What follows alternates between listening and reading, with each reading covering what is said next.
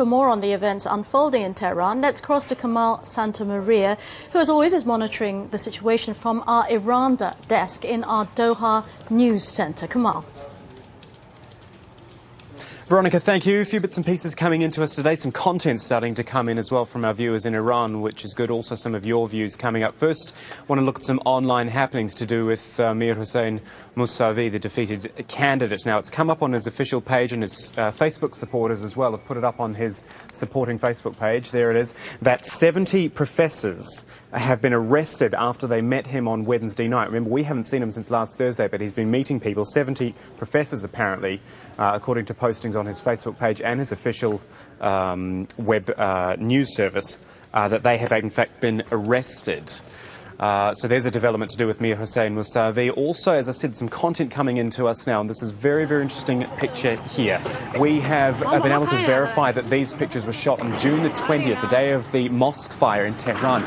You've got Basij shooting. You can see the fire coming out the front of the gun there, shooting from the rooftops there in Tehran. They are also, if you wait just as the shot steadies, throwing rocks back down towards the protest. And as the camera pans down in just a moment, you'll see a group of protesters who've gathered on the streets there. You can see them now.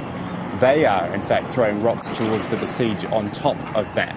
So that's quite an interesting picture coming out. Open fire, open rounds being fired down towards those protesters as they throw rocks back towards the rooftop where the Basij is. So that video sent to us, it really underlines the role that the internet, user-generated content is playing in Iran. That's why we've got the Iran desk. Probably the biggest single influence, of course, is YouTube. But have you heard of its spin-off site? It is called CitizenTube. Just cut up the computer for a moment. There it is, CitizenTube, watching video change our world. It says it's set up more like a blog or a news feed as opposed to the traditional YouTube page, and it's exploded with content since the elections.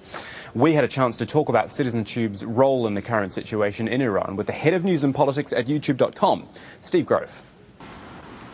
Well, CitizenTube is just sort of like a breaking news hub for us where we can aggregate all the latest footage that's coming out of Iran in one place and drive users there and find it directly. The footage is coming in from all over the place, so it helps to have one central location where you can see it, and then you can compare and contrast the videos together and develop some context for just what's coming out of the streets of Tehran. And what's the traffic been like since the end of the Iranian elections?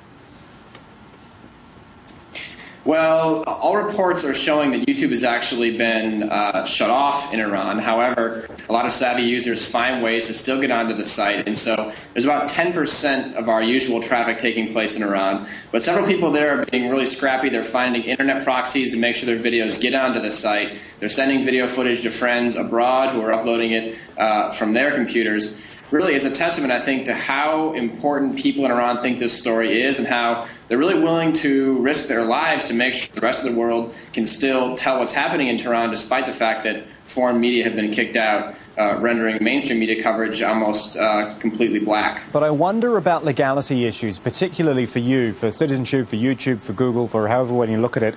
When I look at YouTube's community guidelines, it says, or it warns against posting footage of people being injured or attacked or perhaps worse. And yet that's exactly what is happening here. Is it not under the same laws as YouTube, the same guidelines?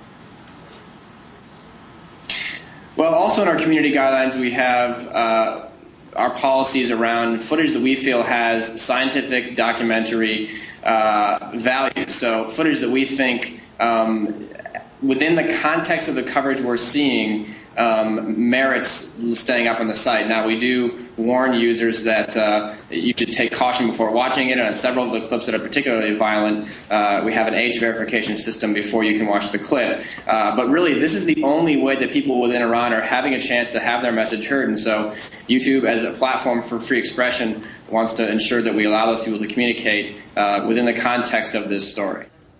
There you go, Steve Grove from YouTube there. More of that interview coming up in the news hour at 900 GMT. For now, I want to check in at our website, aljazeera.net/English, where you've been posting your views. Here's a few of them. Langer in the UK says the government of Iran is a matter solely for the Iranian people. Every people gets the government they deserve. When Iranians are tired of the tyrannical clerics, they will go the way of the Shahs, he says. Until then, Western supporters should talk to every Iranian they know to learn more about what's going on and to let them know we are on the side of the Iranian people. Someone calling themselves Truth in Beijing reckons if the Iranian government is repressive, why would they even have elections to begin with? They live in the midst of a non-election belt. They don't have to prove anything to anybody. And another pen name, Ned Friend in the United States, writes, it was never about the election. It's about oppression and wanting the freedom to express. The internet age has opened the eyes of the world to the possibilities of what can be.